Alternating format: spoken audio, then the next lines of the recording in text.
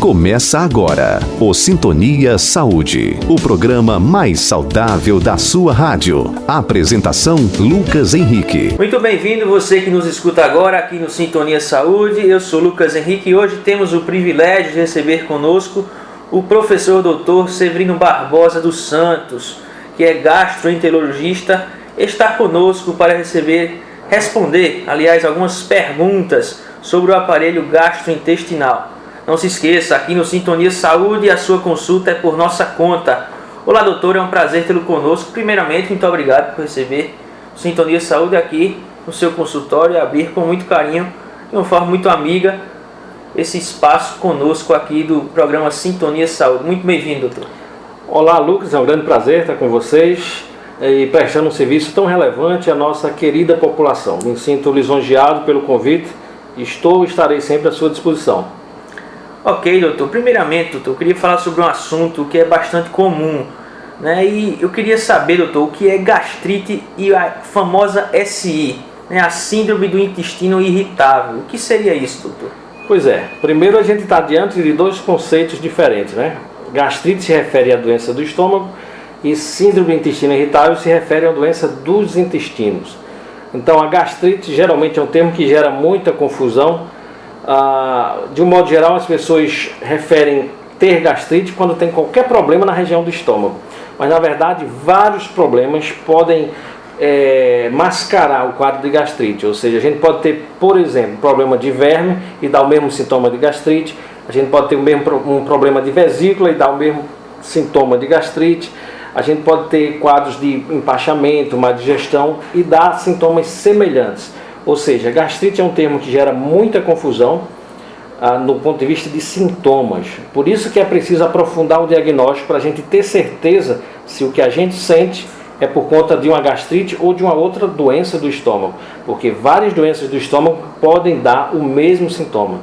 Mas a gastrite, de um modo geral, é uma inflamação, como o nome diz, provocada na grande maioria das vezes por uma bactéria chamada H. pylori. Então, essa é a bactéria que a gente adquire geralmente na infância e adolescência, convive com ela e no belo momento ela provoca uma gastrite ou mesmo pode provocar úlceras no estômago ou no duodeno.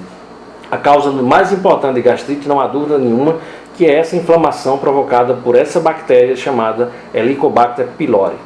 Já no intestino irritável, os sintomas são diferentes. Os sintomas são de cólica, de dor na barriga, geralmente no baixo ventre, com estufamento, com empachamento e com alteração na frequência e na forma das fezes.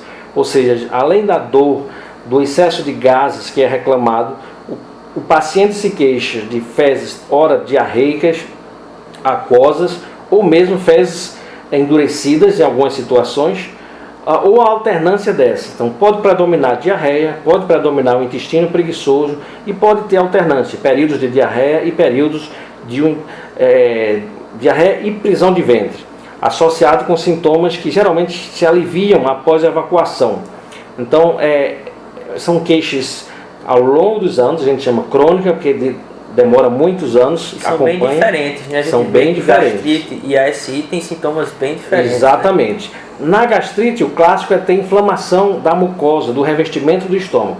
No intestino irritável, na SI, como a gente chama, não é para ter inflamação, porque é uma doença que não há inflamação.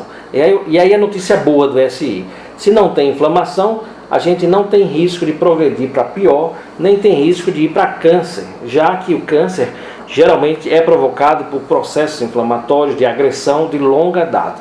Então, nesse caso, o intestino irritável é uma doença que tem a ver apenas com a função do intestino, ou seja, ou ele acelera demais, dando diarreia, ou ele fica preguiçoso, dando prisão de ventre, ou um período de uma forma, um período de outra.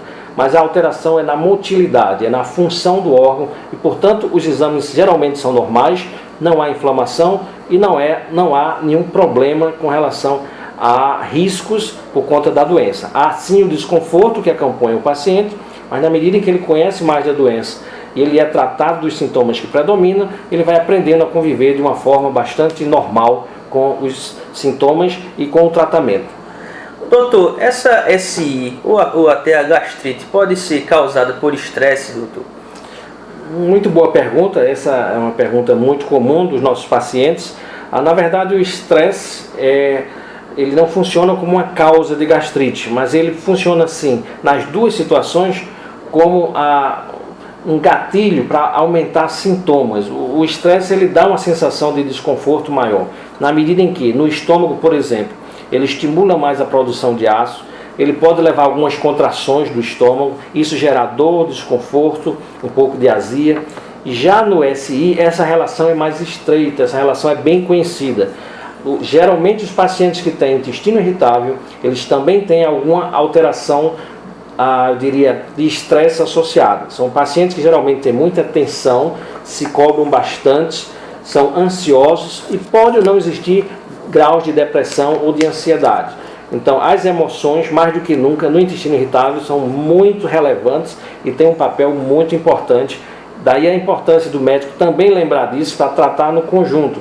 Porque se a gente apenas dá remédio e não trata dessas emoções, a gente poderá continuar tendo os mesmos sintomas e não ter um sucesso no tratamento. Se vê esse quadro geral, né? O quadro é geral. Pode não ser o motivo principal, mas Isso. é por tabela, né? Exatamente, é um fator adjuvante, é um fator que participa e que precisa ser lembrado e ser tratado de forma adequada. Ok, doutor. Vamos falar um pouco agora sobre doença celíaca, né? Quando se fala em doença celíaca, ADC, poucas pessoas sabem o que é, né, hoje em dia, mas a quantidade de celíacos no Brasil tem aumentado bastante. Até quando vamos em supermercados, em outros cantos, nós vemos muitos produtos já com esse tipo de informação. Mas, doutor, primeiramente, o que seria doença celíaca?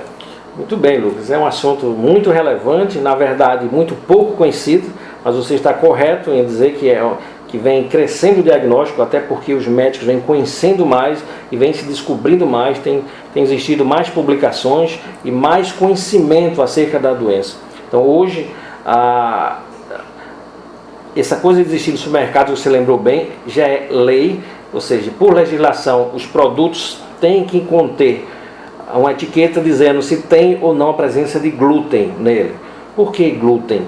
Porque a doença celíaca nada mais é do que uma doença que acomete basicamente os intestinos e provocando um quadro de diarreia, má absorção de alimentos, de nutrientes, estufamento, gases, cólicas, desconforto, às vezes perda de peso, uma doença que pode trazer complicações, trazer sofrimento e uma péssima qualidade de vida a esses pacientes, que vão ter que se privar muitas vezes de grande quantidade de diversidade de alimentos que são oferecidos pelo mercado de modo geral.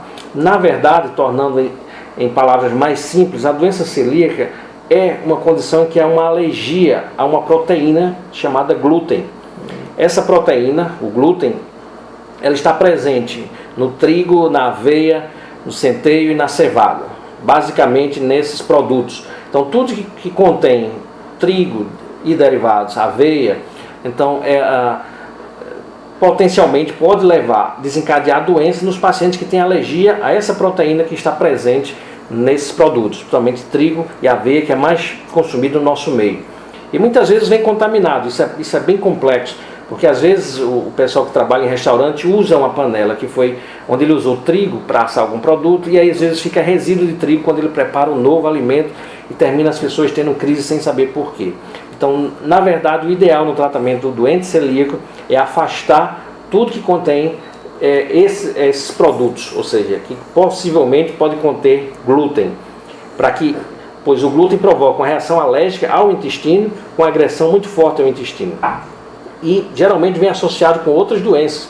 O doente celíaco ele também pode ter doenças como doenças da diabetes mellitus, doenças da tireoide, que são também doenças autoimunes que têm um mecanismo aí cruzado muito parecido.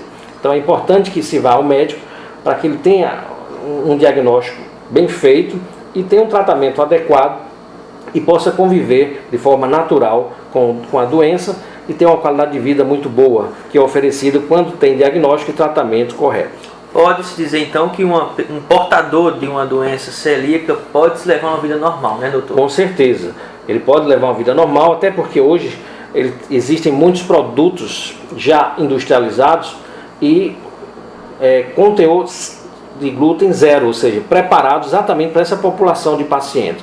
Então existem outras opções. Existe, por exemplo, o milho, que pode substituir muitas vezes o trigo em algumas situações ou alguns alimentos.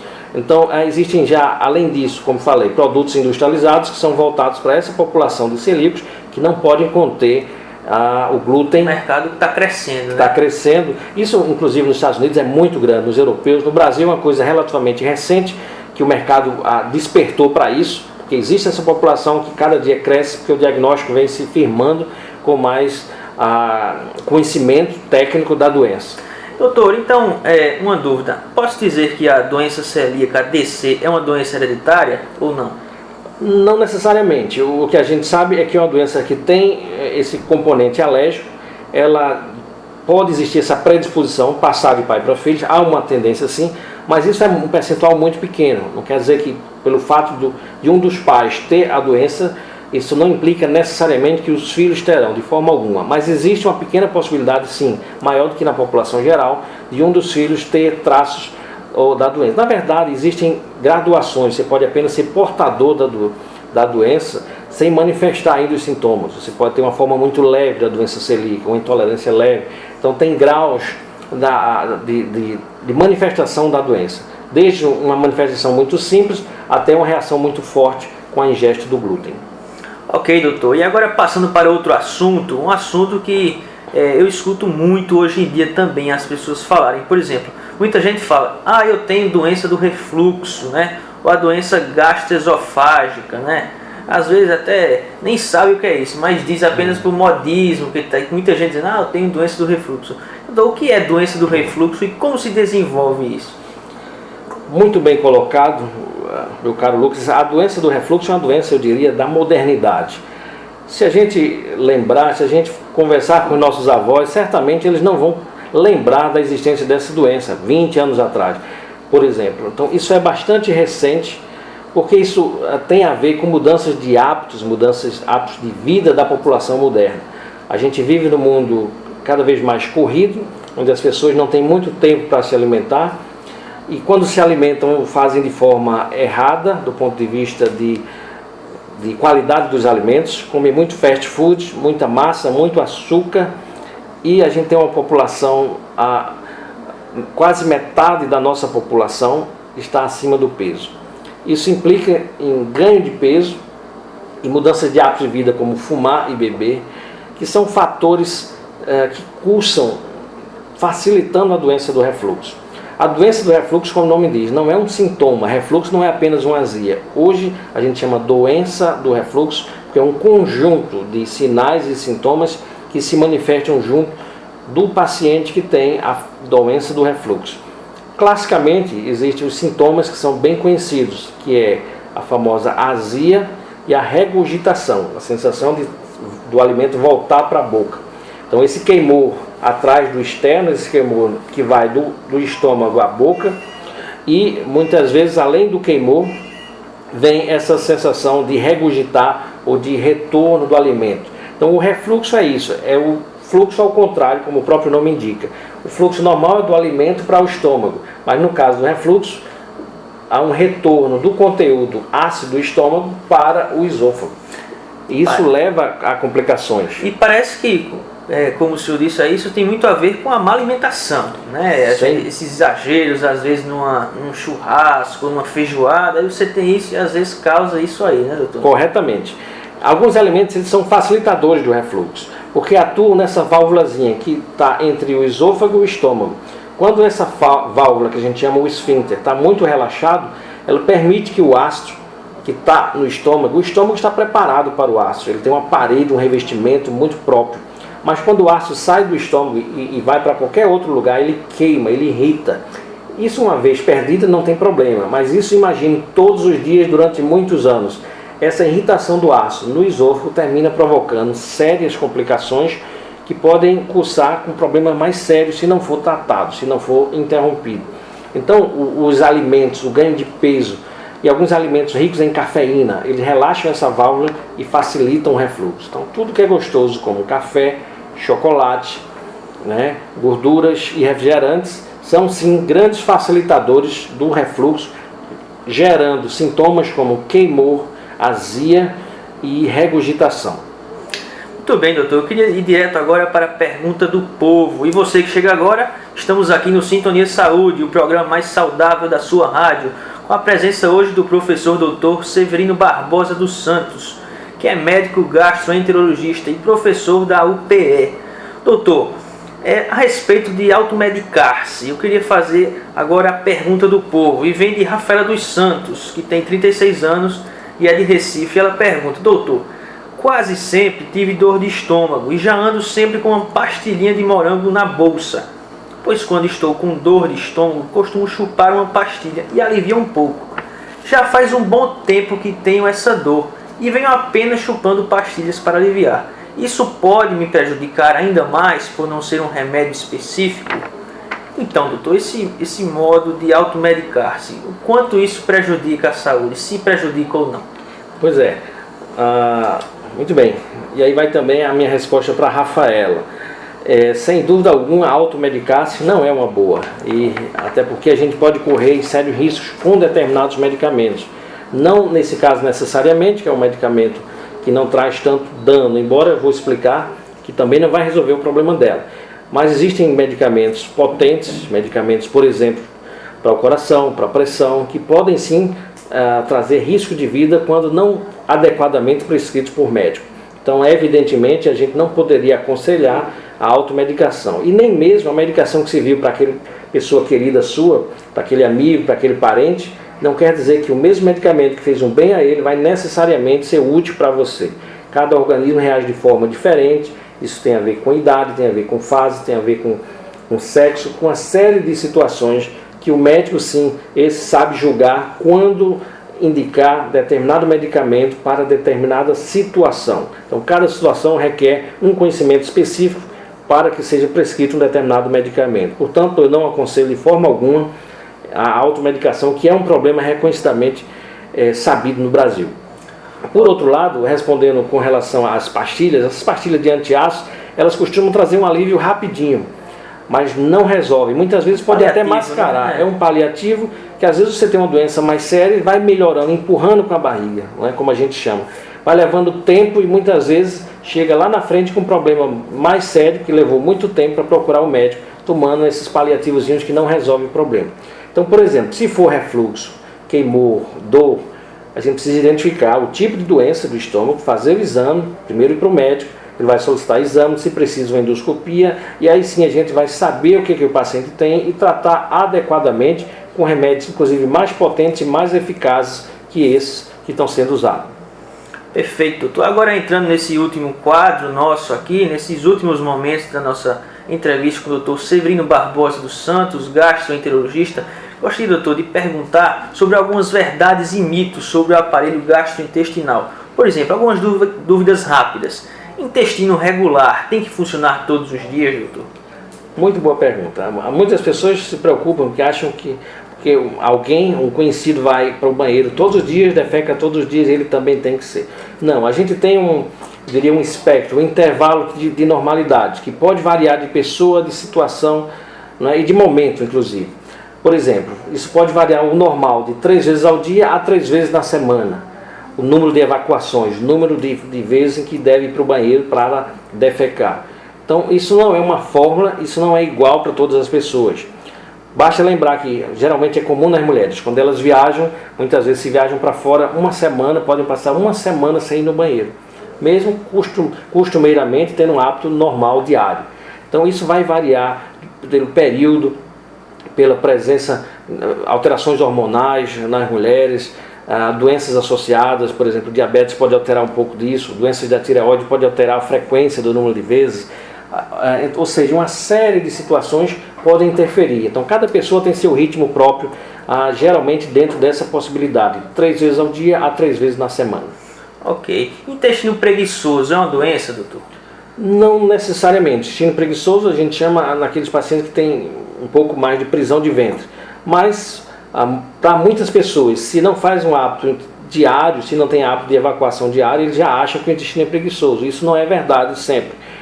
Como falei há pouco, a gente pode passar 2, 3 dias, se esse for um hábito antigo, normal, não é considerado nenhum problema, nem nenhuma doença. Ok, chocolate causa azia, doutor? A gente falou inicialmente que chocolate é um dos alimentos que contém cafeína e pode sim provocar, facilitar o refluxo e gerar sintomas de azia, de queimor. Conhecidamente, chocolate, café e refrigerantes são ricos em cafeína, que podem sim provocar ou facilitar o refluxo. Então isso é uma verdade, né? Não é um mito, Não né? é um mito. É bom não exagerar nessas coisas, né? Isso. Agora, a nossa última pergunta, doutor, para encerrar essa entrevista, está tão gostosa, a gente às vezes fica até com pena de encerrar as entrevistas, mas nós temos realmente um tempo. Vamos falar sobre cirurgia de redução de estômago.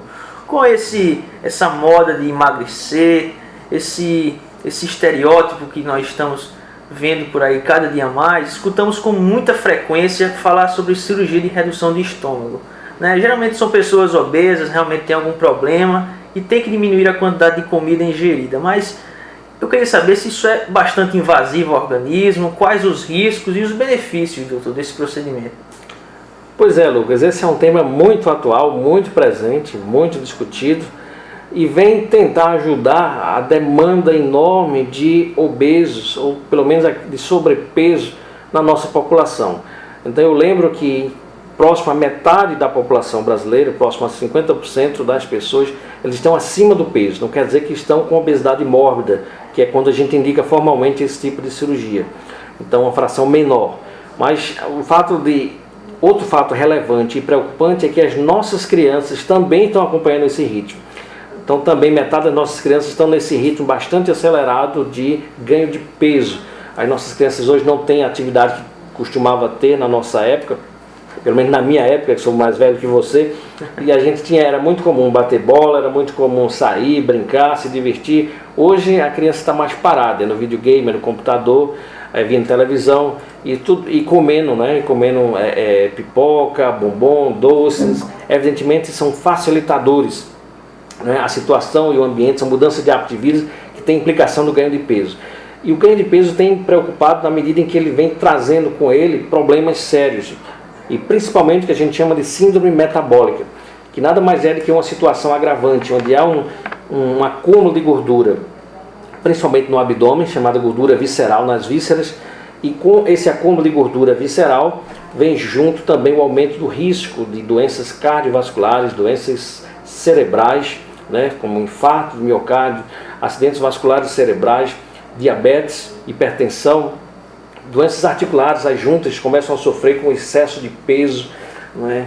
Problemas respiratórios, ronco, apneia do sono, dificuldades para respirar, ou seja, vem junto nesse pacote um conjunto de complicações que precisam muitas vezes ser revertidas sob pena de o paciente ter um risco iminente de complicações e de morte.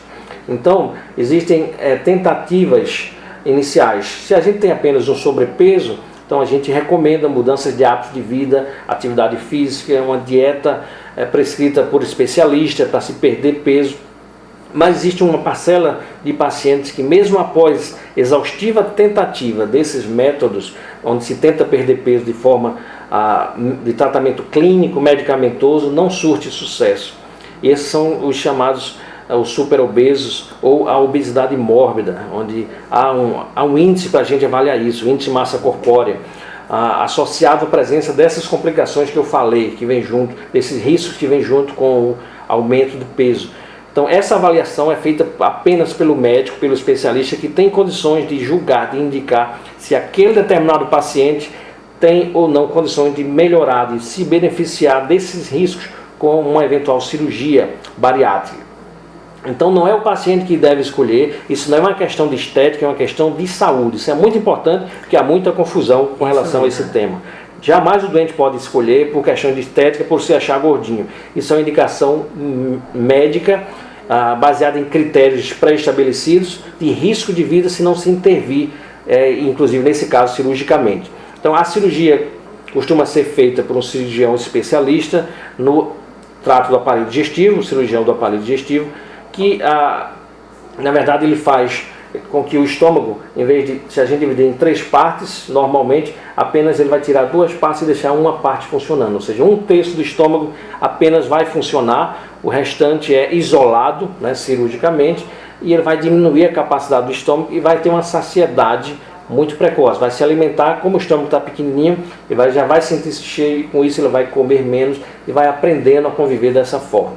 Então, como toda cirurgia tem seus riscos, e evidentemente o papel mais importante do médico é avaliar o risco-benefício e qual o melhor paciente e qual a melhor indicação para que ele seja beneficiado e sejam subtraídos aqueles riscos da obesidade mórbida e ele possa voltar a ter uma condição de vida normal, com riscos normais de qualquer um na população geral.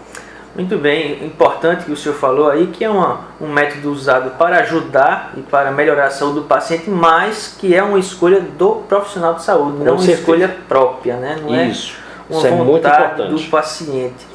Ok, hoje aqui no Sintonia Saúde eu conversei com o professor Dr. Severino Barbosa dos Santos, gastroenterologista e professor da UPE, que respondeu algumas perguntas sobre o sistema gastrointestinal. Muito obrigado, doutor, pela sua participação aqui conosco e por abrir o seu consultório com muito carinho aqui para o Sintonia Saúde.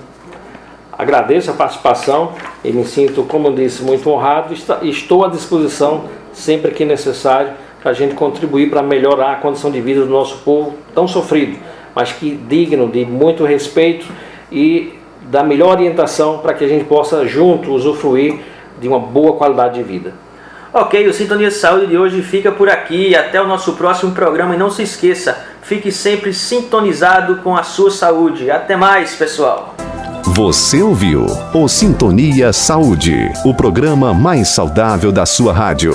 Não se esqueça, aqui a sua consulta é por nossa conta.